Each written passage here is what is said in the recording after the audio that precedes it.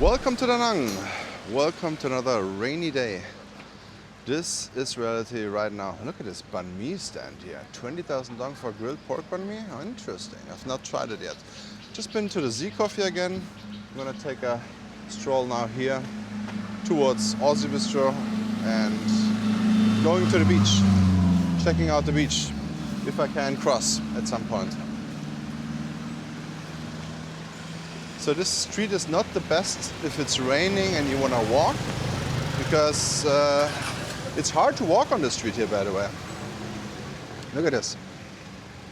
Very nice, constructed pavement. Even this just stands in the way. And now we have again the most idiotic thing to do. You see this? This is just, I don't understand why businesses are doing this. On the pavement, they put something in between. So generally, I boycott every single place that does that. Hello. Hi.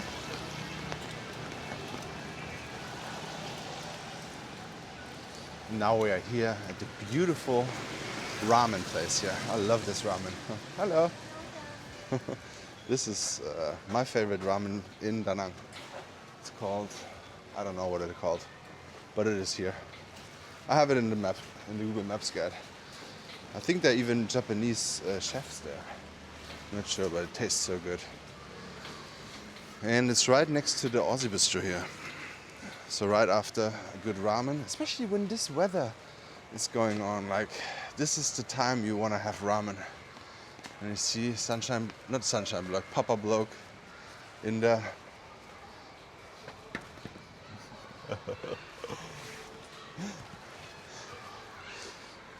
But we're gonna walk to the beach now. This is how calm it is right now.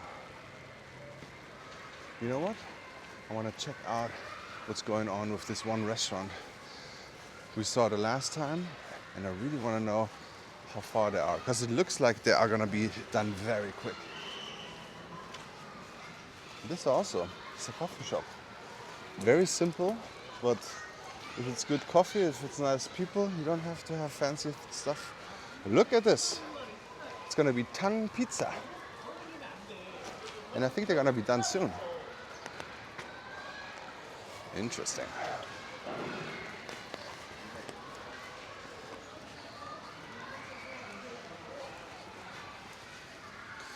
If it rains like this, I would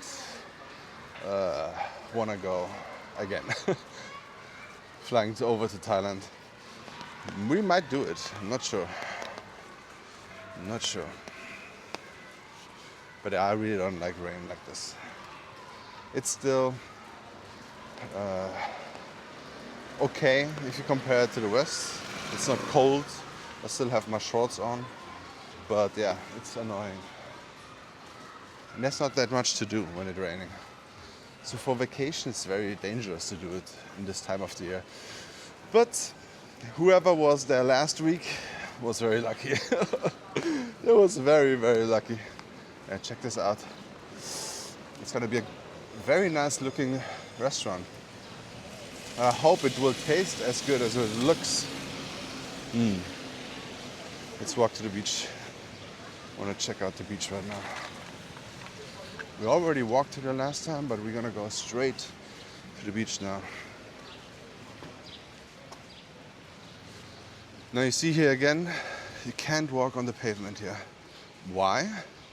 Motorbikes and trash can. Same goes here, motorbikes and trash can.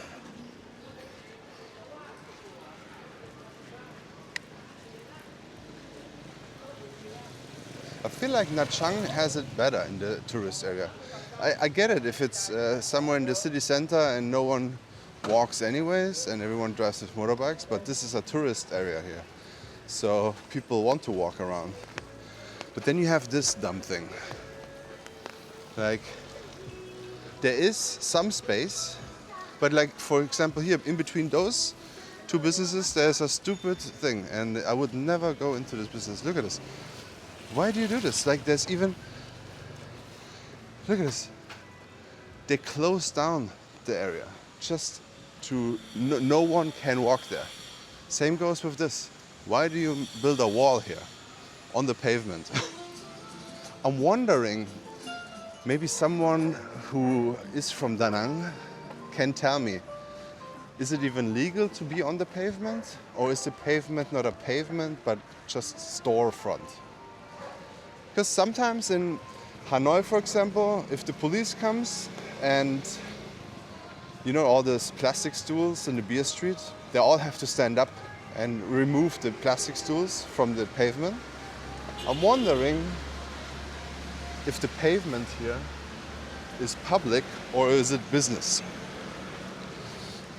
Did they create the pavement to walk on, or is it not owned by the people? So is the pavement owned by Parma Hotel? And can they do with it what they want? That's the question, right? Like for example here, whoever owns this building, right?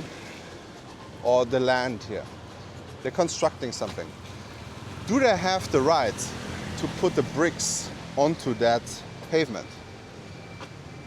Is this the pavement of the building? Is this your land or is it public land? Who owns the pavements? I want to have answers. Maybe someone knows. Let me know in the comments, please. Who's in charge of the pavements?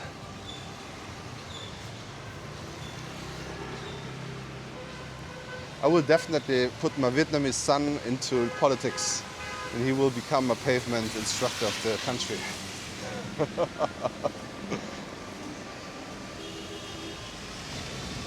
But yeah, it's interesting. In Nha Trang, I saw more of a clear structured pavements like this. They even had the yellow lines and everything was like more pedestrian friendly, I would say. Here, it feels like there is no law. It's a lawless pavement city. Nha Trang was better, to be honest. And then it really depends. Are you in the city center? Are you in a... Because if you in a normal neighborhood where people live and it's not business or like a tourist, right? Then who needs a pavement? No one walks anyways. They're all taking motorbikes. But here, this might turn people away. Hey, look at this. This is also, so this is like a good concept. You can park here, you walk here, and nothing is in between.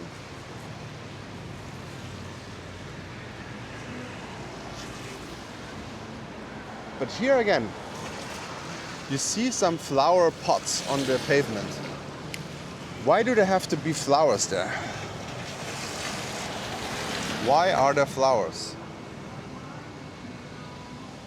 There are flowers and then someone puts a motorbike next to it. Doesn't make sense to me. But yeah, maybe someone can explain. But you know what's going on here? This is interesting. Maybe there's gonna be a restaurant now. They removed a part of those stands here, which it was one of the most popular photo spots of the year, last year. As you remember on my walks, hundreds of people took photos over here.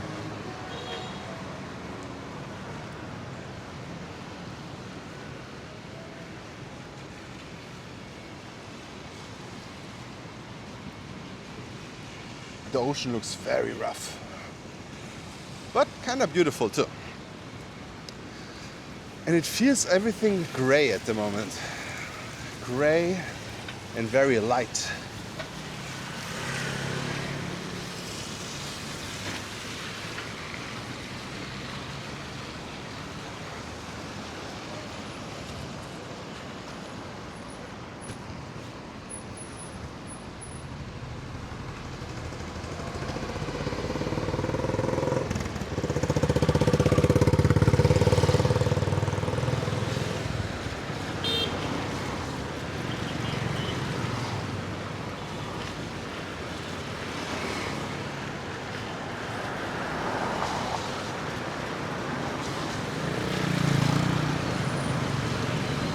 can see people still driving motorbikes, no matter how much it rains or not. It's green. You can walk.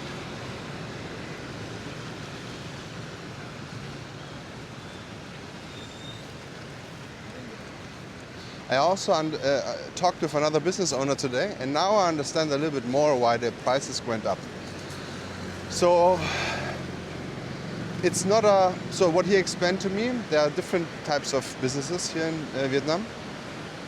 And if it comes to coffee shops or brunch spots or things like that, it really depends what kind of form they have. If you're medium, small to medium size, you can get away with being a small business or something like that. I forgot, he told me in German, so I don't know what it was. A small business, okay? Not a real company. So if you make more than 500 million or something, and then if you make more than 1 billion, things like that. But you have to pay 4.5% on revenue, not profit, right? So it was, before it was a lump sum, so, and now it was 4.5%. Last year they were able to just say, hey, my business made this and this. Now, since the new year, every single payment has to be transferred from the POS system, from the computer and the I don't know how to explain POS system, directly from the invoice directly from the computer directly into the government's to the Vietnamese IRS, let's say like that. So now everyone has to show everything they make. That's why food and drinks will be more expensive. And if there are a company, if it's like a big thing and you make a lot of money and you have a company, then you have to have VAT anyways, extra. So now you will also see more often VAT extra. And some businesses also put in the 4.5% extra too. So you might just Americanize this kind of invoices now. So you will see, for example, you pay 100,000 dong for a bagel, and it will be 8%, 8,000 dong VAT, and then maybe they charge you the 4.5% extra as well, or do 5% or something for that. And if they are like a big resort or something like that, they will also charge you maybe service fee too. So the end sum will be more expensive than you thought it would be. Just like it is in America, right? In America, you buy a hot dog for $5 and then you pay 10 because of tip and tax and hot dog wellness fee, hot dog wellness tax, vegan hot dog tax, things like that. You know, I think everyone from America knows what I'm talking about. The ridiculous extra fee prices. So now I think you will see that as well here and there. With the small street stands where they just take cash and have a little stand, nothing will change, I think, because they're too small. They don't have to declare things like that.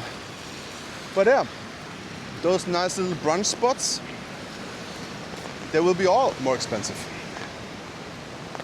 as of now, 2026. Yeah, this is how it looks right now. My feet are already wet, but the ocean looks good and the beach is there. So there's no erosion going on this time. So good, it's all good. Serene Hotel is getting demolished slowly. It's going to be very interesting what they're going to build there. I'm very excited.